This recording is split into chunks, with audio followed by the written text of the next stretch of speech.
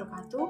Perkenalkan, nama saya Siti Nur Imamah, NIM E 2019-2017 dari kelas Ekonomi Syariah 1. Di sini, saya dari kelompok 12 akan membahas tentang pertumbuhan dan kelayakan.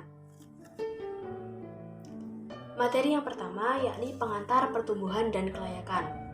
Definisi dari pertumbuhan ekonomi merupakan perkembangan kegiatan perekonomian yang menyebabkan barang atau jasa yang diproduksikan dalam masyarakat bertambah dan kemakmuran masyarakat meningkat.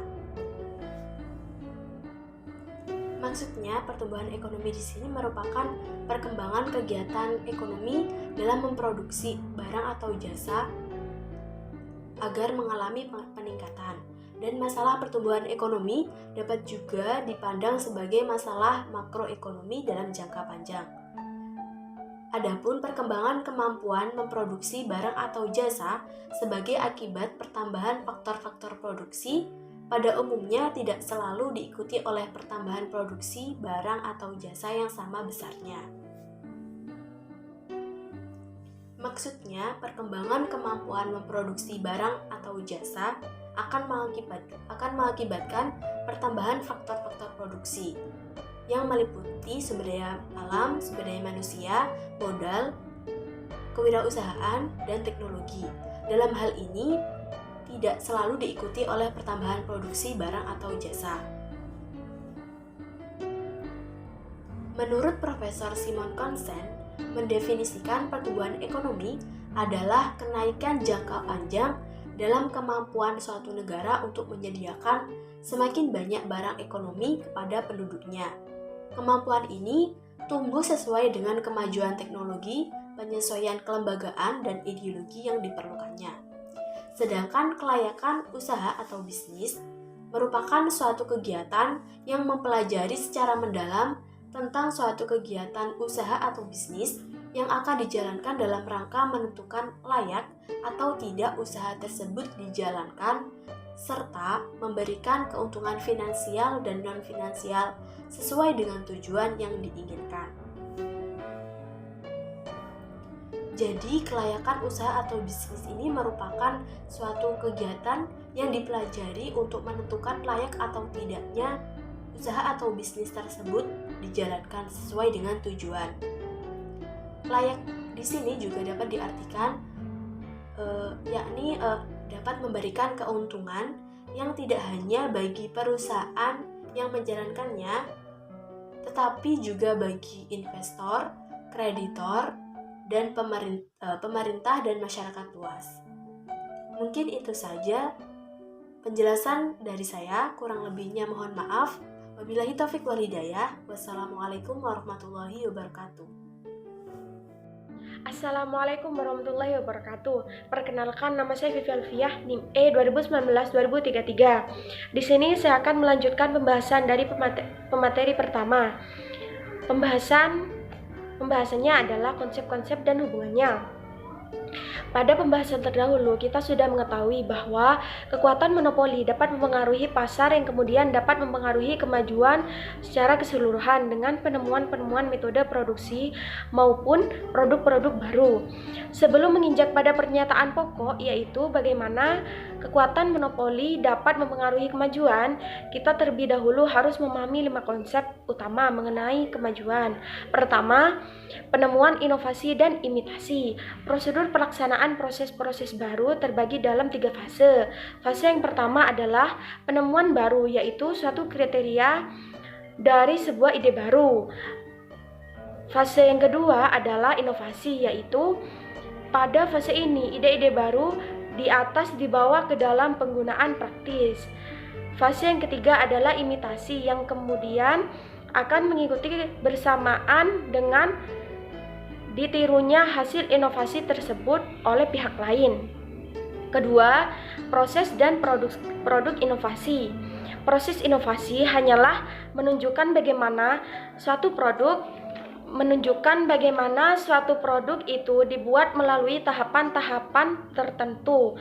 Sementara produk inovasi biasanya merupakan suatu produk baru yang mempunyai beberapa perbedaan jika dibandingkan dengan produk-produk yang sudah ada sebelum produk inovasi ini dihasilkan secara kreatif.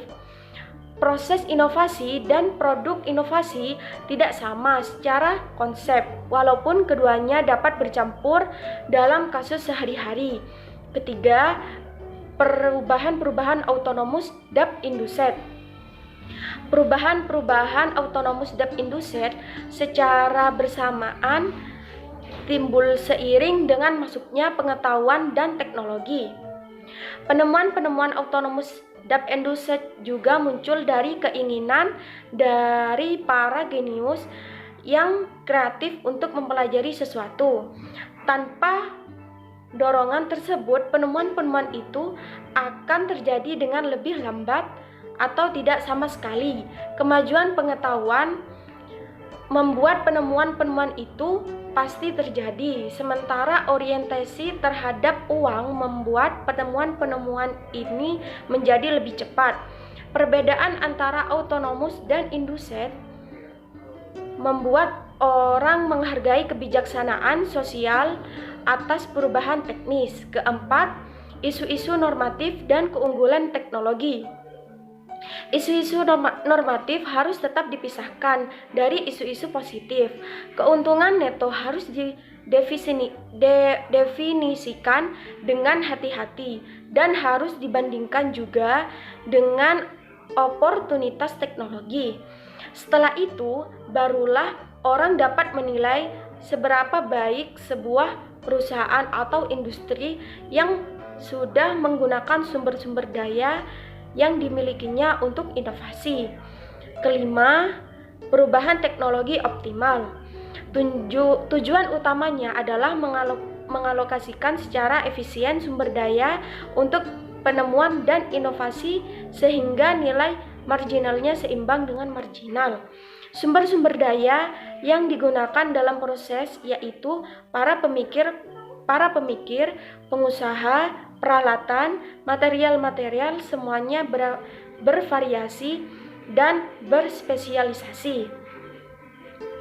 Sekian pembahasan dari saya, kurang lebihnya mohon maaf. Assalamualaikum warahmatullahi wabarakatuh. Assalamualaikum warahmatullahi wabarakatuh.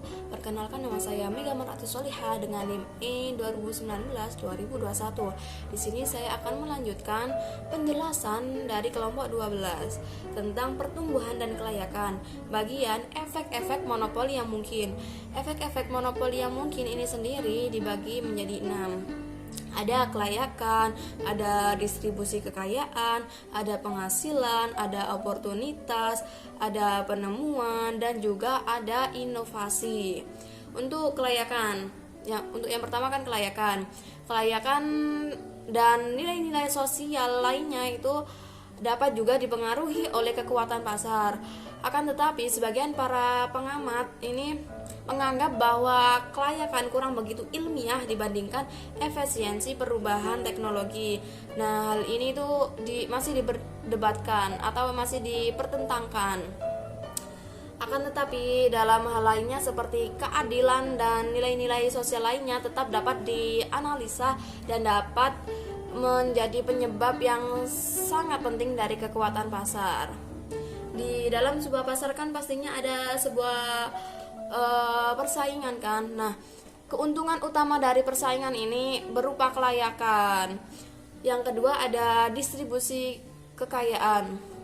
Distribusi kekayaan ini terbagi menjadi dalam isu-isu, suatu model, dan juga bukti lainnya.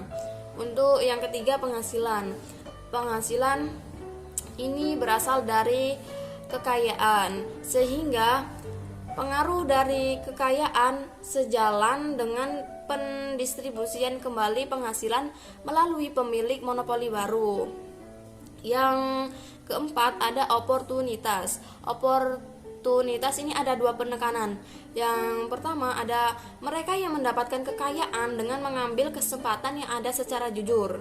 Yang kedua, dalam hal apapun oportunitas ini terbuka untuk siapapun. Yang kelima ada penemuan. Yang kelima ada penemuan, yakni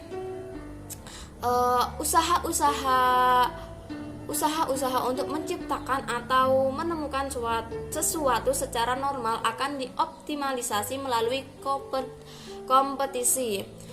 Kompetisi yang terjadi antara sesama perusahaan yang ada dalam suatu industri ini akan membuat perusahaan-perusahaan tersebut itu berusaha untuk menemukan cara-cara baru, metode-metode baru, dan penemuan-penemuan baru agar perusahaannya itu selalu unggul dibandingkan dengan perusahaan lainnya.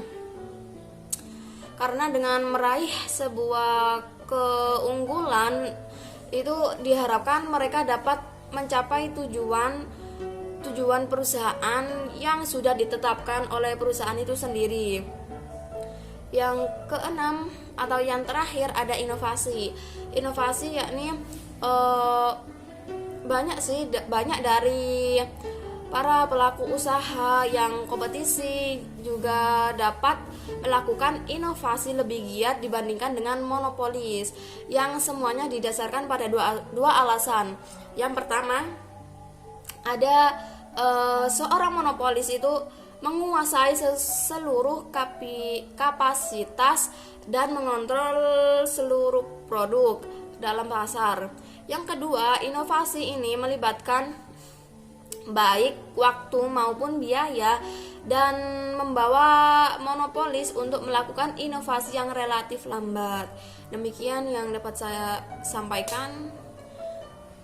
Terima kasih. Assalamualaikum warahmatullahi wabarakatuh. Perkenalkan, nama saya Kiki Amelia, NIM 2019-2012. Saya di sini akan menjelaskan pengaruh-pengaruh lainnya. Yang pertama yaitu kebebasan untuk memilih. Kebebasan untuk memilih di sini adalah salah satu nilai sosial yang sangat penting. Artinya, yang simple sudah jelas yaitu kebebasan untuk membeli apa yang diinginkan, untuk mengganti pekerjaan, untuk mendirikan usaha dan lain-lain. Kompetisi biasanya memaksimalisasikan kebebasan untuk memilih bagi sebagian pekerja dan konsumen. Di sini tidak termasuk kebebasan untuk bergabung dengan suatu aktivitas sosial yang sifatnya kerjasama dan cakupannya luas yang ada dalam masyarakat pada umumnya. Persaingan tidak menyukai warga yang temperamennya tidak cocok untuk hal-hal yang bersifat kompetitif, agresif, dan mengandung risiko. Kekuatan pasar telah mengurangi kebebasan untuk memilih di berbagai bagian negara, dari perekonomian termasuk Amerika Serikat. Kekuatan pasar telah mengurangi daya beli yang setidaknya secara marginal. Kekuatan pasar juga telah mempersempit variasi barang-barang konsumen. Kekuatan pasar juga telah mengurangi atau meniadakan luasnya atau cakupan bagi para pesaing dan memperbesar pilihan bagi beberapa manajer pada perusahaan dominan. Yaitu pengaruh sosial yang nomor 2. Keanekaragaman budaya merupakan suatu bagian yang cukup luas dari pokok bahasa ini. Persaingan dapat meningkatkan keanekaragaman karena aktivitas pasar bebas dapat responsif terhadap berbagai macam bakat dan minat manusia. Namun, persaingan dapat juga mempersempit dan melenyapkan suatu kebudayaan. Karena itulah, maka persaingan dapat membawa dampak atau akibat yang baik maupun terhadap kebudayaan. Kekuatan pasar dalam beberapa hal bersifat negatif. Pertama, kekuatan pasar mengaruh kepada pengurangan peranan warga negara dan kontribusi cabang-cabang perusahaan di daerahnya. Hal ini telah menjadi bahasan utama bagi perusahaan nasional. Kedua, para pegawai digilir di antara berbagai lokasi untuk masalah-masalah umum yang penting. Mereka tidak mengizinkan perusahaan-perusahaannya memenuhi keinginan lokal. Ketiga itu sendiri menjadi bersifat impersonal dan begitu menarik bagi pekerja lokal karena pengontrolan yang tidak begitu ketat. Kantor-kantor pusat perusahaan sering tidak mempertimbangkan keinginan lokal dalam perbuatan keputusan mendasar mengenai keaneka ketenaga kerjaan dan lokasi unit-unit. Di samping itu, perusahaan juga sering menggunakan kekuatan ekonomi untuk mendapatkan koneksi khusus dari pegawai lokalnya dengan mengadu antara mereka satu dengan yang lain. Beberapa perusahaan mampu mendapatkan kekuatan yang lebih besar daripada tingkat nasional. Mungkin itu saja yang dapat saya sampaikan. Kurang lebihnya mohon maaf. Wassalamualaikum warahmatullahi wabarakatuh.